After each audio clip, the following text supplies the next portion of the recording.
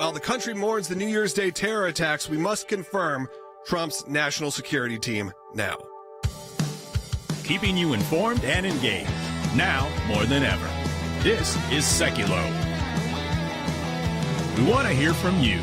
Share and post your comments or call 1-800-684-3110.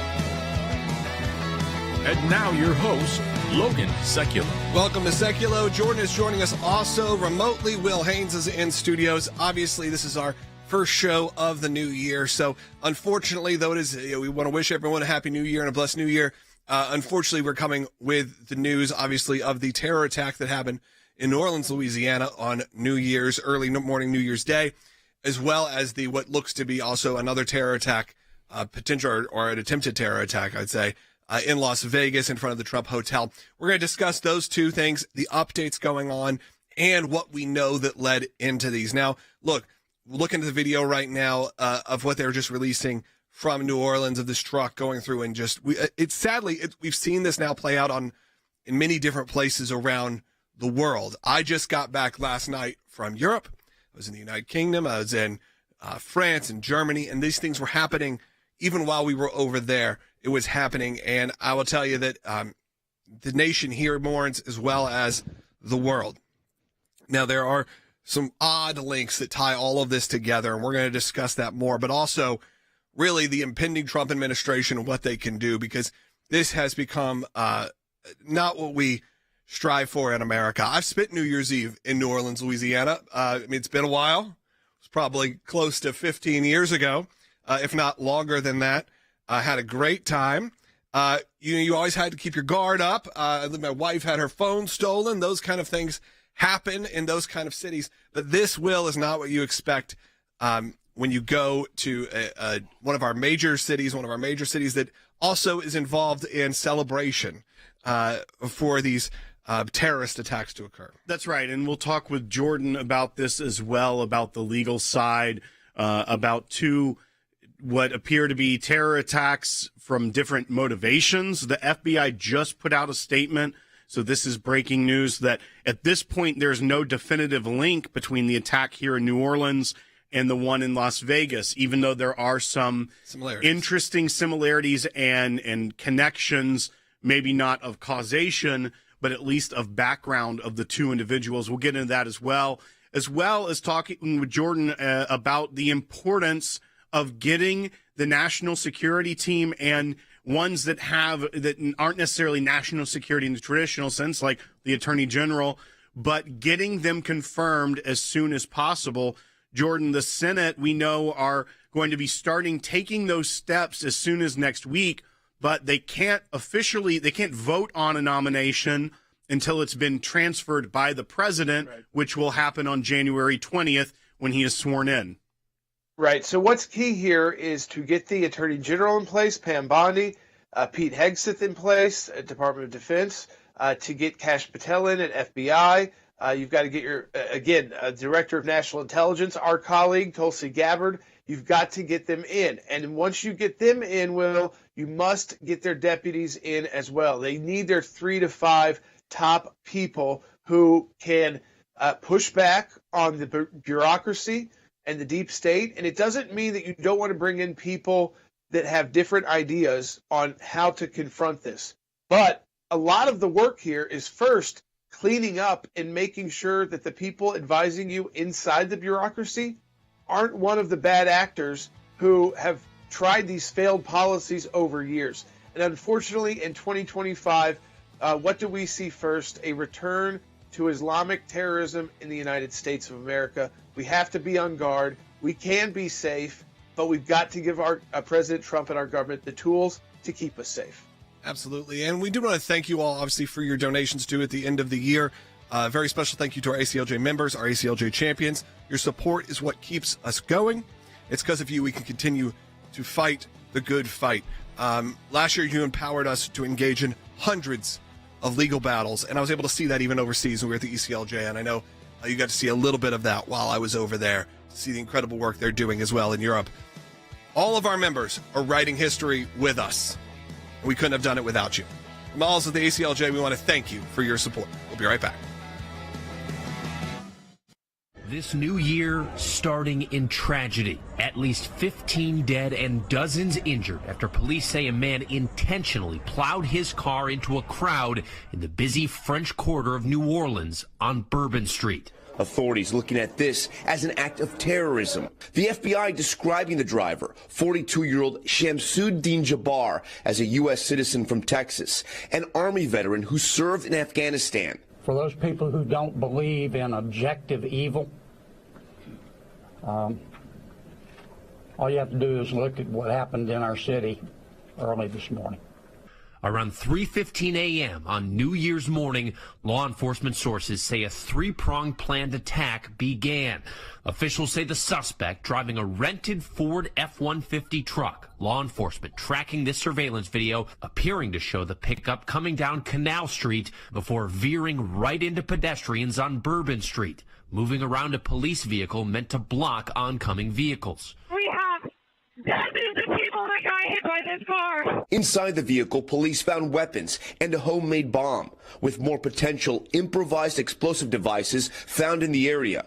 Louisiana's Attorney General telling NBC News those IEDs may have been made in a local Airbnb. On that flagpole, wrapped in that gray jacket, is a black flag bearing the ISIS insignia. He was speeding down Bourbon, firing an assault-style rifle out of the truck, racing about 3 blocks before crashing, stepping out and opening fire again, wounding 2 police officers. ISIS not only has mounted external operations attacks in Russia, and of course there was the attack that was thwarted in Austria against Taylor Swift concert, but online they have a presence, and they radicalize potential followers all over the world. That's been a staple of Al-Qaeda and ISIS since their inception.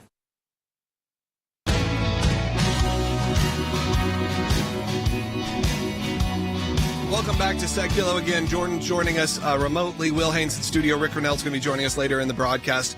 We're discussing the attacks that happened on New Year's Day just yesterday in New Orleans and in Las Vegas, and what we can do to help push all of this forward and get us to a next chapter. We know last time with President Trump, we saw ISIS pretty much fully eliminated, but we knew with the Biden administration, if you just gave it time, which is what's been a full term now, that you would see these returns happen.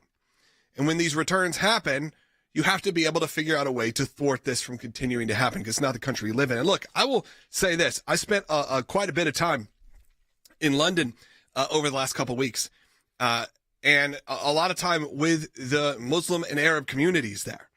And they were just as appalled by what's happening in the name of even their own faith. I think there is a moment here that once again we can return to some kind of normalcy. When you see this stuff happen and people start calling it out, it's different than what you feel in America. It's different than what you see on these streets. Obviously, we know that a city like New Orleans always has crime, always has had issues with crime, since it became what it is. But not like this, Jordan. This is not something that we're used to waking up to. If you had told me a couple people had died on New Year's Eve in New Orleans, I would not have been surprised. But to get that alert as we were boarding an airplane flying back to America was disturbing. And of course, as we landed, all of the news and all of the background of who this person was and what their affiliations were became very clear. Yeah, there were a lot of people from our home state of Georgia there for the game that will be played today, the Georgia Bulldogs. A lot of Notre Dame fans, which have a fan base that's really international, but certainly national. And I've been with friends who work on these issues here. We were going to all try to watch the game tomorrow night as that unfolded, or yesterday, because they weren't clear about yet. And then when they announced that would be over, then Logan, I don't want people to forget that when you were in Europe, there was another similar attack like this on a Christmas market in Germany using a vehicle. This is the easiest way to kill people in an act of terrorism. But I think what's different here is that this individual we know had a bigger plan. Because of his military training, he not only said, I'm going to rent this truck that is silent because it's an electric truck. So he used a system that many of us probably have used that lets you truly pick out the vehicle you want. And a lot of times it's actually less expensive than the airport rental car situation. because it's like doing an Airbnb for cars, and he picked one that was electric. So he had a huge truck that made very little noise, that had tons of torque if you've ever driven an electric vehicle for short range. But he was also heavily armed. So he knew at one point that the truck would no longer be able to continue moving, and that he would be jumping out of the vehicle and firing upon people. We know he did shoot at least a couple of police officers. We don't know if any of the fatalities yet are linked to gunshot wounds, but 35 people are still in the hospital, 15 dead, and there were also explosive devices. And while those might not have gone off, thank God, this was obviously someone who had a multi-tiered terror attack planned out. How did our law enforcement officials miss this? When he posted videos online, he had that military training, he had that link to Fort Bragg, which has got links to this occurring of people being radicalized. And on top of that, look, I would just say this is a city that is supposed to be, because it is so wild on New Year's and almost every night of the year, the most secure for pedestrians. I mean, they have the largest swath of streets that are totally closed off to vehicles of many cities I've ever been to, other than maybe Washington, D.C. around the White House, which was done because of terrorism as well. So the fact is, I'm not blaming local law enforcement. I do wonder how our intelligence communities are missing this. And I think they're missing it, Logan, because the narrative that we've heard is you can't use the National Guard on January 6th because there's too many white supremacist and MAGA people in it. But the actual attacks that we've seen, these are all attacks, whether it's shooting at President Trump twice, or this attack, or the attack in Vegas. These are not conservatives. These are not the traditional white male conservative trying to take and kill liberals. It's the exact opposite. So we have to get the FBI and all of our other intel agencies thinking a different way, which is that it's not homegrown extremist white groups that are the number one threat. They exist. They should be monitored. They do carry out acts of anti-Semitism and threaten, so they shouldn't be discarded. But I do not want to continue to see a rise of politically connected Islamic terror again in the United States of America, which means we have got to get the president's team confirmed quickly. There's no excuses here. We have a Republican Senate. We can secure our country. We know this vehicle was brought across the border in Mexico. Don't know if there was any reason to stop it there.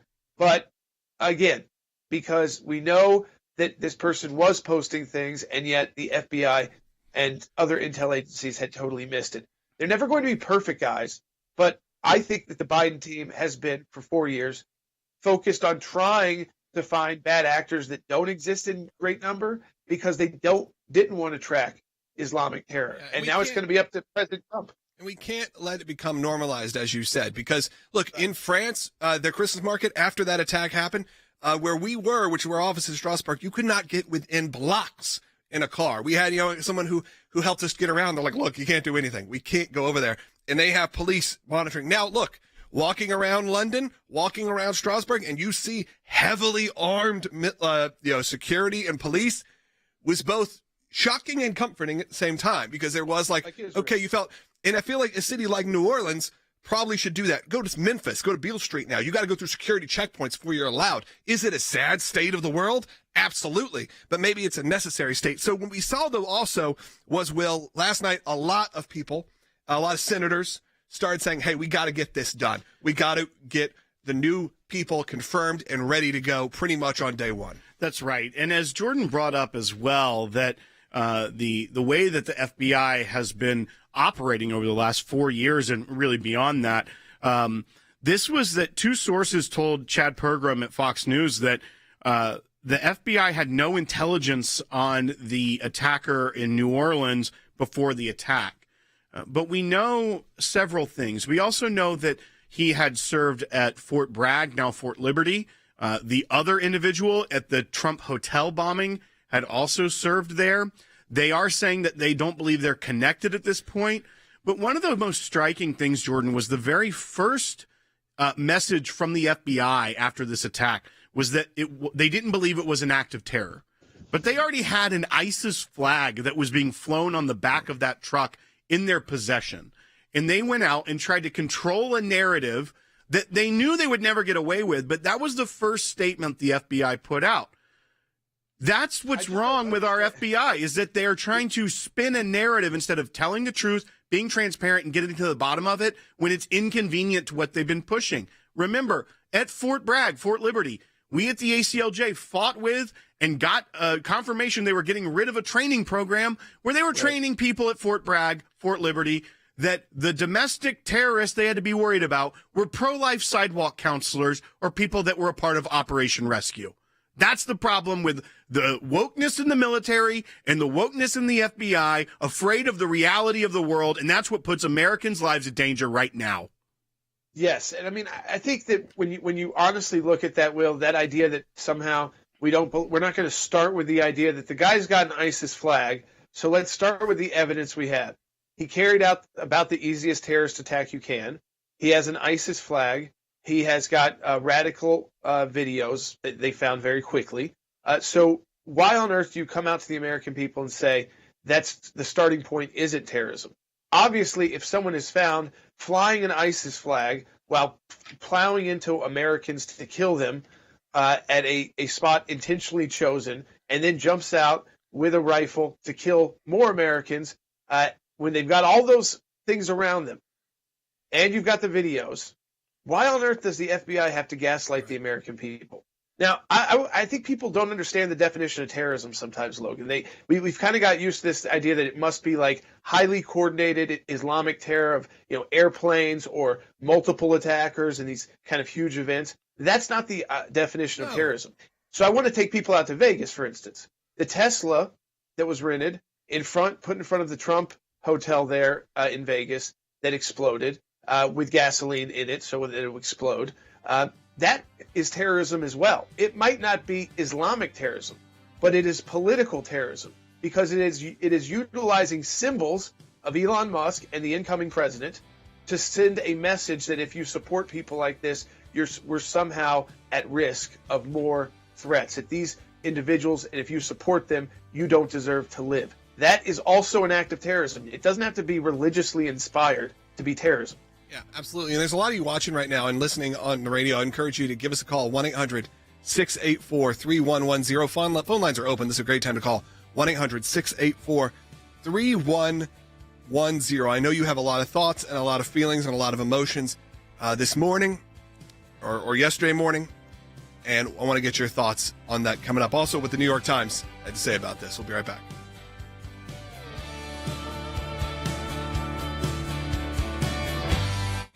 We have new video just in of a Tesla Cybertruck that police say was intentionally detonated outside of the Trump International Hotel in Las Vegas. This is, as of this morning, being investigated as a possible act of terrorism. This was the scene from inside the lobby of the Trump International Hotel just after 8:30 Wednesday morning. A 2024 Tesla Cybertruck engulfed in flames in the valet area just outside the main doors. This surveillance video caught the moment that Cybertruck exploded. The truck was rented in Colorado. We were able to trace that truck through the Tesla charging stations, and it arrived here in Las Vegas this morning at about 7:30 and went up and down Las Vegas Boulevard before immediately pulling into the Trump Towers. Tesla's founder, Elon Musk, who is working with the FBI, said his team also investigated, posting on his social media platform X that Tesla confirmed that the explosion was caused by very large fireworks and or a bomb carried in the bed of the rented Cybertruck and is unrelated to the vehicle itself. You'll see some of the evidence in the back of the vehicle. So those are gasoline canisters. They are camp fuel canisters and large firework mortars. Investigators say the truck had just parked at the hotel. It was sitting in the porte-cochere for about 15 seconds before it exploded. Law enforcement is investigating a number of leads, but didn't have many specific details to share. However, sources telling Fox News the vehicle was seen on surveillance camera driving past the valet section of Trump Tower an hour prior to the incident and then returning and stopping at the front doors. It's a Tesla truck, and we know that Elon Musk is working with President-elect Trump, and it's the Trump Tower, so there's obviously things to be concerned about there, and that's something we continue to look at.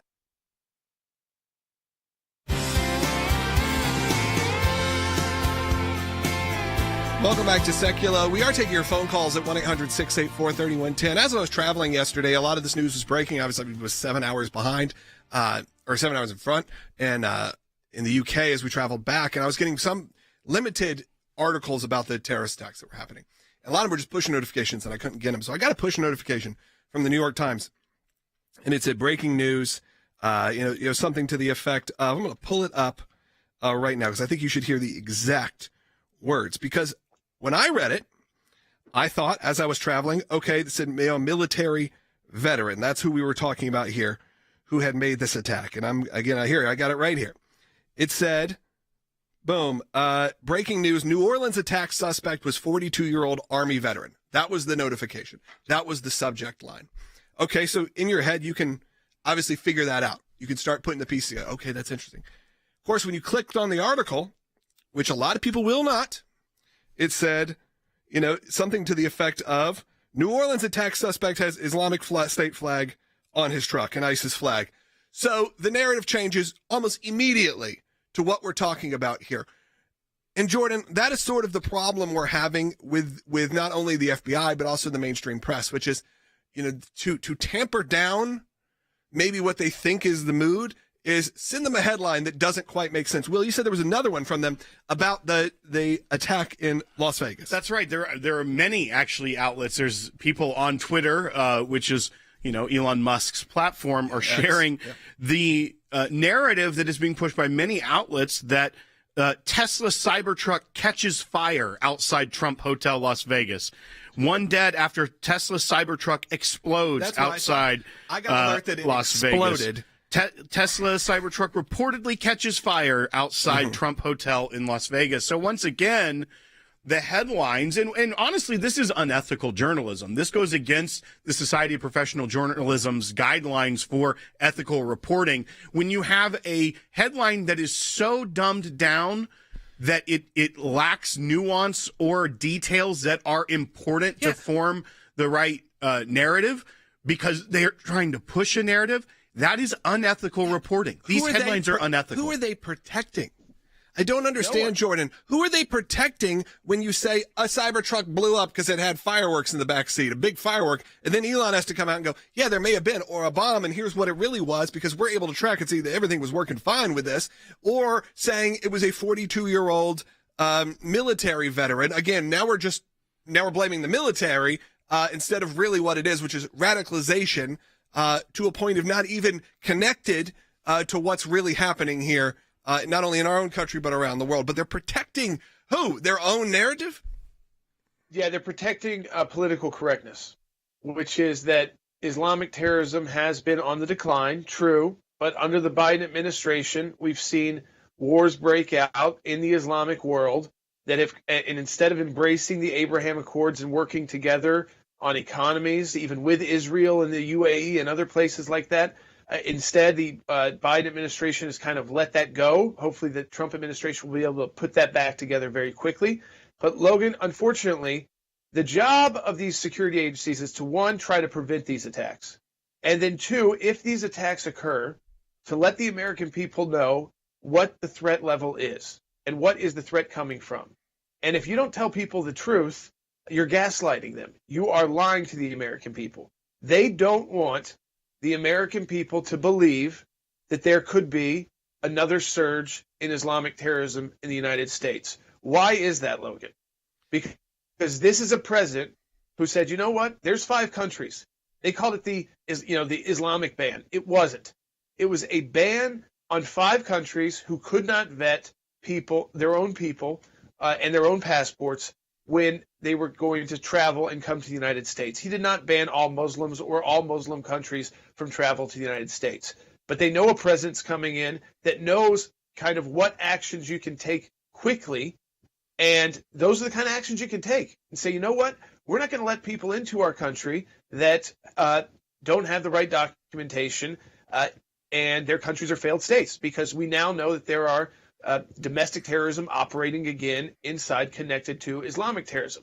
We know the president has been shot at twice by extreme leftist terrorism. We also are going to I'd say likely that's going to be a third leftist act of terrorism out in Las Vegas because of the connection to Trump and Elon Musk. So, Logan, that just kills their whole narrative that it's white conservative males who are the threat to the American people and our democracy. That's actually the message they ran on the entire political campaign. But you know what we need to know as Americans? If we need to be on the lookout because there's been a tick up in terrorist activity that's politically or religiously motivated, just tell the truth. And you know what? If that narrative turns out to be not as correct, I'd rather people be safer than worry about upsetting people's political correctness and their ideas that somehow this Biden administration had made America more secure. This is an example. The Biden administration has made us less secure because they took their eye off the ball of what actually mattered in governing our country. And Jordan, the questions that surround the New Orleans attacker and terrorist are ones that what we know already kind of fits within a profile of someone who gets radicalized. It appears that he had some financial troubles. He had gone through multiple divorces. There's that isolation. That's the kind of individual that these terrorist organizations can find, latch onto, and radicalize. The broader question, and mainly I think because I don't think our law enforcement has done much profiling on this at all over the last 4 years, are going to be the questions that arise out of this attack in Las Vegas. What we know thus far is this individual, current active duty, was stationed in Germany, either is special forces or is adjacent to special forces in some way in the Army, so in Green Berets or Rangers. But what happened to radicalize this person to go forward with leftist-inspired violence? We know that there's some Facebook posts from family members that are anti-Trump, but there's a lot more questions about what inspired that and how that person was radicalized in that way. And that's going to be very important for the incoming team that needs to get confirmed to figure out what that nexus to violence was, because that isn't something our law enforcement has been spending much time on over the last 4 years because of the narratives and the political correctness you talk about. It isn't the left that's committing this violence, so they haven't spent the time to build up these profiles and understand how this could ever happen in their world. Well, I just want to key in on one word as we go into this next break, and Will, you said it. It's radicalized. Radicalized doesn't just mean Islamic. Most often we've used it with that terminology because that's the kind of terrorism we've experienced in our lifetime, which has been tied to a radical religious belief. And you also talked about, Will, who they prey on to turn into these suicide attack individuals. They prey on people who have problems. Even most members of ISIS are not this suicidal. They pick on people who they feel like they've got nothing to live for and tell them you can do something great that God will reward you for, and that's who they target. And for this other individual, the Tesla in Vegas, we need to figure out what their radicalization point was too, so we can protect ourselves from those kind of individuals as well. We'll be right back on Sekulow, taking your calls, 1-800-684-3110. What do you think President Trump needs to do now to make you and your family feel safe? We'll be right back on Sekulow.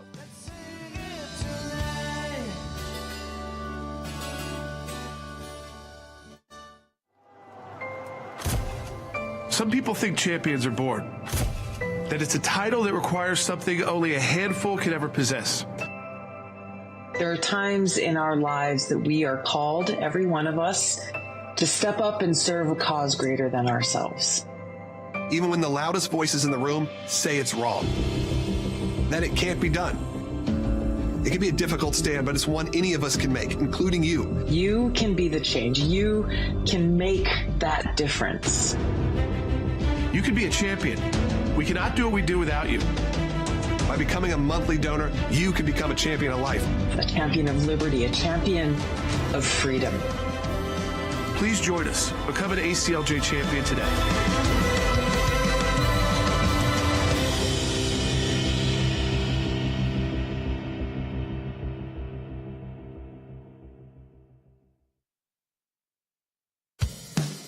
keeping you informed and engaged. Now more than ever. This is Sekulow. And now your host, Logan Sekulow. This is Logan Sekulow. I want to take your calls today, so give me a call right now. If you're watching online, even in the chat, I still would like to hear your voice. 1-800-684-3110. I also wanted to thank everyone who supported the ACLJ all in 2024, and we encourage you to support the work continuing in 2025. As I said, I was at the ECLJ, the European Center for Law and Justice.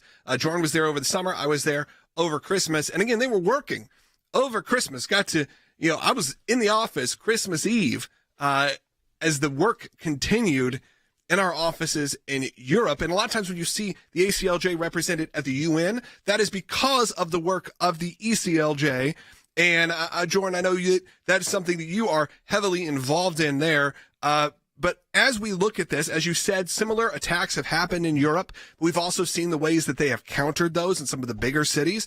And I think there are ways that we can actually look at how they've responded, whether that is in France or whether that is in London, to these sort of major events. You had a London New Year's Eve, which surpassed 100,000 people, which, again, not even as big as sort of Nashville, but it was very controlled. You had to have a ticket. It was $50 or £50 to get into it. They had brought it down. Alcohol was very limited. Now, I know those are things we don't want to hear about in America. You don't want to hear that New Orleans is going to, limit the amount of people and limit the amount of drinking and limit those kind of things. But I'll be honest, the mood was very positive. There wasn't this, there was a lot of security. There wasn't this air of being scared that I feel like happens in a lot of major cities, especially on these big events where obviously you always have to keep your guard up, but where you don't feel like something like this can happen. And you brought up those electric cars. London is now, the cabs are electric. And one, they're so fast, but two, there is that sense of like, that's where you have to keep your eyes going because you don't hear them coming. Yeah, I think, listen, we've got significant issues now that the Trump team knows they've got to handle on day one because the Biden team is, again, one, not capable really of governing. This goes against their narratives. They are the reason why these headlines don't want to tell the truth, even though the sub-headline does, that, as you said, many people don't click on, so you don't want to see it as an act of Islamic terrorism. We've saw the hate on our college campuses that was forming against the state of Israel.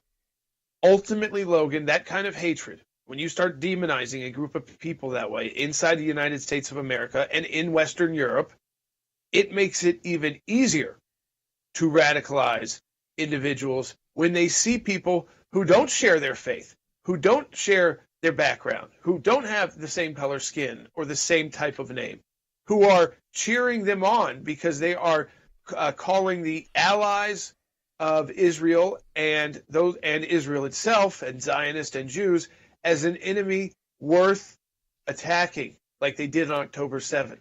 Yeah. So it makes it even easier for those radical groups to recruit these nuts.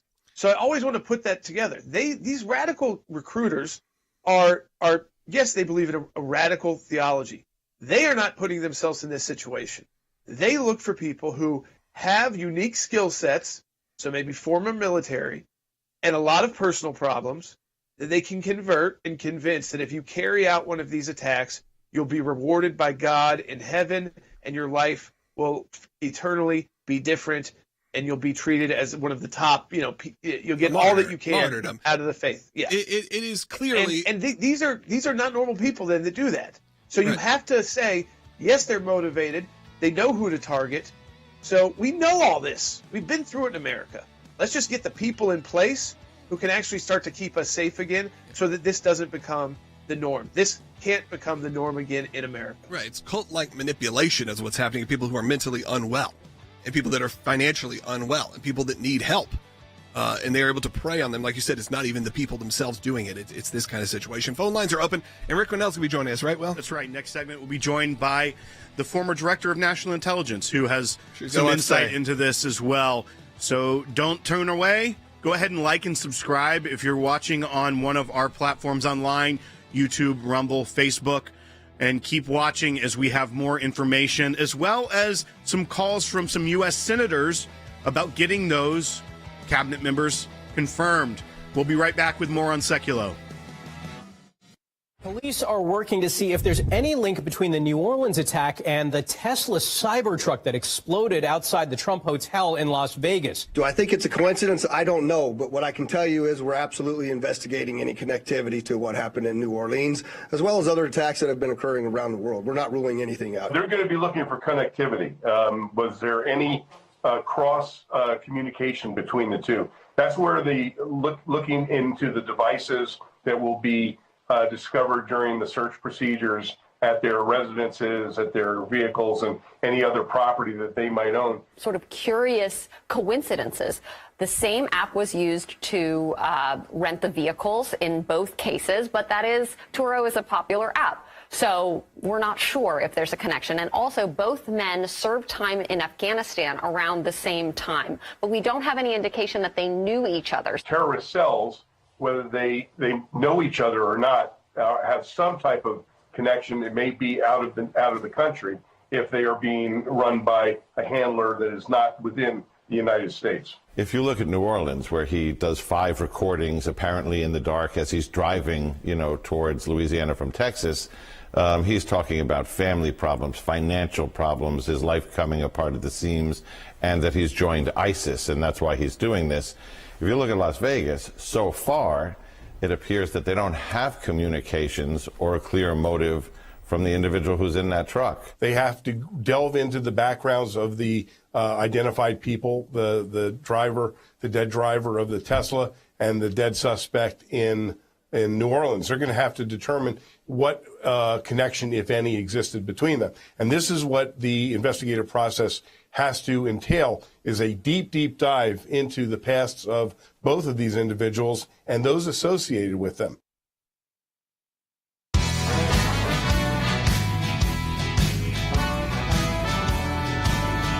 Welcome back to Sekulow. Rick Reynolds will be joining us in just a moment. Let me know when we have him. We have him. Okay, Rick, you're on. I know, I'm sure you have a lot to say. After New Year's Day morning, as we obviously see what happened, not only in New Orleans, but in Las Vegas, and as more information starts to come out about that. And we've also seen the mainstream news kind of, as always, pivot quite a bit. I was telling our audience earlier, I was traveling. I was in London yesterday, and I got the alert that this attack happened in New Orleans. And the first it said it was a 42-year-old Army veteran. And of course, then you had to click through to really see the facts and see that he was carrying an ISIS flag, and all of these things happened. But if you just read the headline, it's not exactly painting the picture that's true. Yeah, look, let's summarize something that happened. We had an attack in New Orleans on New Year's Eve from an individual driving a truck with an ISIS flag waving in the back. And the FBI spokeswoman says this wasn't a terrorist attack. If that doesn't tell you the problems that we've faced over the last 4 years with a woke FBI and a woke intelligence service, then I don't know what else can prove to you. But we have just allowed 15 million people to illegally come into our country and either be here illegally, break the law. Some are part of sleeper cells, but others are starting to radicalize individuals. We have a problem in our military with individuals becoming radicalized while serving in the U.S. military. This is a red alert for America. We've got to clean up DOD. We've got to clean up the intelligence agencies, including the FBI. And we need transparency. We need to know why we missed certain issues. And let me just say this very clearly. There's no possible way that we didn't have pieces of this individual. We absolutely did have pieces. Matter of fact, he was posting pro-ISIS videos in the hours beforehand. So we need to ask the tough questions as to what happened, why didn't we put the pieces together, and why didn't we act sooner? These are legitimate questions and things that we should absolutely get answers from in the 18 days that are left from this current team. I don't want to just hold my breath for 18 days and just wait for the Trump team to come in. Thank God Donald Trump and his team are moving into the White House and into the cabinet. But the reality is that we still have a team in place running the FBI, running the Department of Defense, running all of the U.S. government agencies, and we need to hold them to account for the next 18 days. We need answers. And Rick, I mean, the FBI is telling members of Congress, according to Fox News, that they had no intelligence on this person. I find that hard to believe, as you mentioned, because the evidence was out there. That was able to be found pretty quickly. But you comes to full circle here. These are the types of issues we have been warning about for 4 years, about the improper focus of the FBI, the entire narrative that homegrown terror in this country is going to be coming from the far right, from conservatives, that parents at school board meetings are the most dangerous threat to this country. You have the FBI just weeks ago presenting a diploma to someone from the state of Palestine, as they announced. It seems like they have been so focused on social engineering a woke utopia within the federal bureaucracy that they haven't done the job that we've been warning could happen, and in this case, unfortunately, has happened. And I think it goes to your point. That's why we need Kash Patel in the Senate to be working on these nominations as quickly and as soon as possible. But we're fortunate in some ways that we haven't had much more of this type of disaster happen in this country when the policies have been run this way. Well, I'm very concerned over the next 18 days, including for the inauguration, that we have the current team in place that's not equipped to keep us safe. And I hate to say it that way, but the reality is that we have too much evidence. They've looked the other way with an open border and with a woke agencies. And this is just the beginning. Even when President Trump and Kash Patel and Tulsi Gabbard take over and all of the rest of the team, we still are going to have a problem because we've had 4 years of really looking the other way and not being vigilant. And so we're going to have to quickly make changes. But I don't doubt that we are going to face even more terrorist attacks because of the 15 million people that were unvetted that arrived into our country. This is a crisis, and people need to just understand that elections have consequences. And when they elected Joe Biden and his woke team for 4 years, they made us less safe. Look at the wars. Look at the two wars that are escalating and getting worse. And the media just does a collective yawn of, oh, well, we've got a massive war in Europe that's not stopping with a nuclear power. We've got a massive war in the Middle East where Americans are still held hostage years later. And there's just a collective shoulder shrug of, well, this is the way it is. It's not the way it's supposed to be. And now we're in this huge hole, and Donald Trump and his team are going to have to help us climb out of this hole. Yeah, not only is it not the way it should be, it wasn't the way it was. ISIS was destroyed. No one was talking about Islamic terror. I actually said in 2020 that I wish President Trump had run more on his success in that way. Because I said on this broadcast, before the Biden administration, before the term was over, that we would be back and we'd be hearing these stories again, and we'd have these attacks. And sadly, my prediction came true.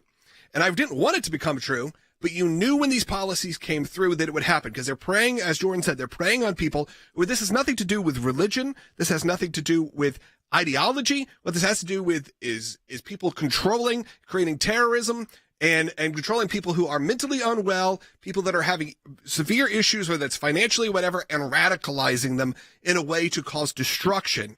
And yes, they've convinced them that it's in the name of God. But Rick, you've been all over the world. You also know that this is not representative of everyone in this faith. Just like when you see a radical Christian, it's sad. I saw so many people in the Muslim community. There were sweet, kind people that are just so upset that this is how their faith is being portrayed in America, because it's not the same. And these attacks happen, but really these attacks happen in a way that could be stopped. And hopefully even with your new position with President Trump and the Trump administration and your connection with your new position, this will be able to be stopped once again? Well, we're certainly going to work hard to fix this problem and to turn the ship around, so to speak. I do believe, we touched on the fact that the Biden team is saying that they didn't have actionable intelligence. There's a difference between saying they didn't have any intel and that they didn't have any actionable intelligence. And what that means is we saw it, but we didn't really know what it meant.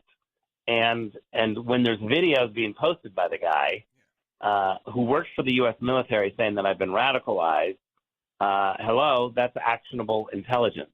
We have a system in Washington where nobody can get fired because of this woke mentality of the civil service rules. And that's one of the things that we have to change. When someone doesn't do their job, they need to be fired. When someone is radicalized, they need to be fired. When someone is totally incompetent or partisan and not following what the president's orders are, they need to be fired. And that's what I'm hoping that we return to. And Rick, we also hope that is what we return to. But there is a big fight ahead because we need these picks confirmed, and we need the deputies confirmed as well. The deep state doesn't go away at noon on January 20th. As a matter of fact, as you would know, sometimes that's when the fight gets even harder. And we've got about a minute left here. Yeah, I think there's no question. I tend to believe that the majority of people in the system are going to salute the president and follow orders, but we have too many people who won't do that, who are political, who are going to try to stop the president. And what we have to do is find those people and fire them. Thank you so much, Rick, for joining us. I do want to encourage you to give us a call. We're going to take your calls in the next segment at 1-800-684-3110. And I wanted to thank you again for supporting the ACLJ in 2024. But here we are in 2025. We've got some big things happening where we're going to roll out that new pro-life campaign. We'll have new projects, new movies, new specials, obviously new members of the team.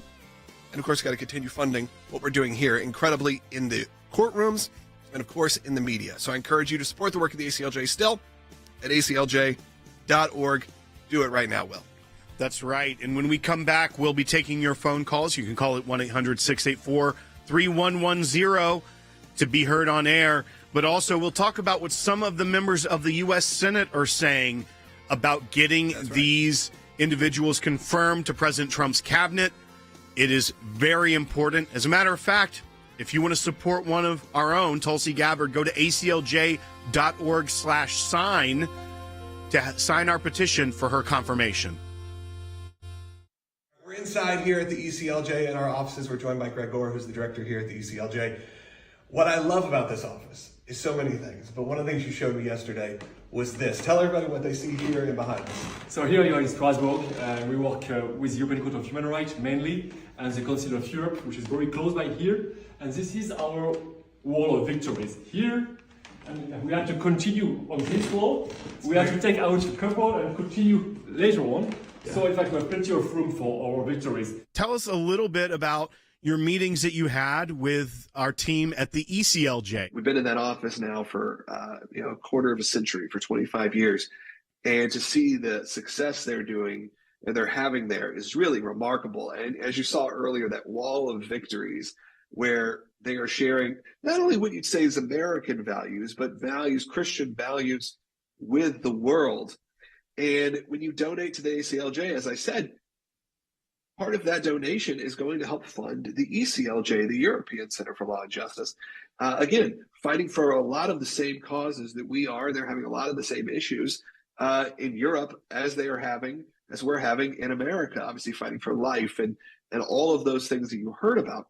But it was really cool to see everyone and to see members of the team. I mean, when you saw that video, that was filmed just a few days ago. That was actually on, I think, Christmas Eve. And that team was there working. Greg Gore was there working. Greg Gore asked me, he goes, what can we do to have a better media presence? I said, well, part of it for me is going to be talking to our audience and telling them why it's important that the ECLJ exists. It's very easy to become a little isolationist and just talk about America, but understand that your Christian values and a lot of what you see, Will, you can kind of speak to this, at the UN is actually on behalf of the ECLJ.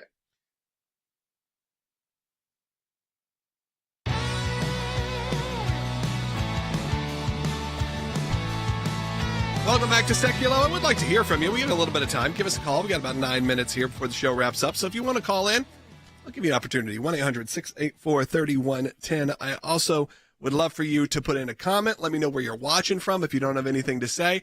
And again, of course, we were covering these terrorist attacks, but we do hope you all had a great Christmas, a great Hanukkah, which just ended last night. We had our celebration at my home last night. And I hope you had a happy new year as much as you could, obviously waking up to this tragic news, but hopefully you stayed safe. And again, I wanted to thank you for supporting the work of the ACLJ. Let's go ahead and take some calls. Let's go to Ronald, who's calling first in South Carolina on Rumble, or who's watching on Rumble. Ronald, you're on the air. Thank you for taking my call. Yes, I just wanted to comment that it seems like they're trying so hard to give Biden a proper legacy, but all that's going on so far is right now he has a legacy of victims and victims' families that he's going to have to convince, just like when he commuted the sentence of those that were on death row, right, in trying to convince their families that it was a decent thing to do. Yet try and tell the victims who've lost loved ones now that your border policy and your other policies was the right thing. Negotiating with terrorists was the right thing to do, and trying to convince the victims and their families about that. Ronald, it does feel like that, sort of a blunder after blunder after blunder, which is you had that moment where he pardoned everyone on death row, and there are people who are against the death penalty, and they thought, this was a thing to do, that it was the right thing to do. But, of course, then you have a terrorist attack happen very shortly after you. It does kind of put everything into perspective. The legacy of President Biden will not be one that is great. It'll be one that is flawed, like you said, with Afghanistan, or this issue, or terrorist attacks, but it'll also be one that will have an interesting turn. We saw the passing of Jimmy Carter over the last couple of days, and his legacy kind of got shifted. His legacy kind of shifted from a failed president to someone who was praised as a good person and a humanitarian. And look, I said the flag in front of Buckingham Palace was at half mast for Jimmy Carter, and again, it felt very interesting to be there for that moment, kind of like they've canceled the changing of the guard for Jimmy Carter. And again, the legacy changes. The legacy of Joe Biden may be this guy was the president, and we saw sort of Whitney Cummings comments on CNN New Year's Eve, gets pushed out, and then massive loss. He may be able to say, well, if they just kept him in. Well, and that's honestly what some of the reporting has been, is that President Biden believes that he would have won, which I believe is... I believe it would have been wrong, but I believe it would have been closer. I believe that he is probably incorrect on that, but the polling definitely was not in his favor at the time. But I do believe that he maybe would have had a better shot at that instead of causing the chaos within the party that they did. But that, unfortunately, is going to be the refrain of this entire 4 years of the Democrats' policies. It has caused chaos wherever they went, whether it be the failed border policies, whether it be the way that they ran the chaotic COVID relief programs and mandates and things of that nature, and just the inflation rates, the things that got out of control and that they tried to gaslight the American people and say weren't the case. And even the way that they handled the foreign wars and the way that they hamstrung the Israelis from doing more quickly the job that needed to be done in Gaza, and instead also trying to give Ukraine everything that they could under the sun, including at the end of his term saying go ahead and start launching long-range missiles into Russian homeland. It's just chaos everywhere. They called Trump the chaos president and said that it was chaos for 4 years. Most of that chaos was caused by the left trying to drum up things to push against him to completely undercut his presidency. The chaos was you didn't like the fact that he was on social media a lot and he went out and spoke from a place that was uncomfortable for some people. Not from a place of, attacks on some of our major cities where, New Orleans, again, probably one of the top cities for New Year's Eve. I've been there before for New Year's Eve, as people go in town for the Sugar Bowl every year, and now even more so, that this is not, this shouldn't be happening. But, of course, what chaos to the other side is someone tweeting out something ridiculous or saying something in a comedic way or something that's offensive that maybe you find offensive. Or just a policy you But don't I would agree much with. rather be offended by someone's tweet than worry about my college-age kids, which is what most of the victims in New Orleans were. 18, 19, 20. That's who's going to New Orleans for New Year's Eve. And those were the kids, they really are, who tragically lost their lives because of that. You can go to Jerry's call in New Jersey. Jerry, you've been on hold for a while. You're on the air. Yes, I'd like to see Biden pardon Donald Trump and then get back at Pelosi and all those who put him in the position he is right now. And that would give him some more stability as far as his legacy goes. Yeah, I don't see that happening, but I also think his pushback to a Pelosi or someone think that is that you lost. And I think that if he were going to do that, he would have done it at the same time as the Hunter Biden pardon.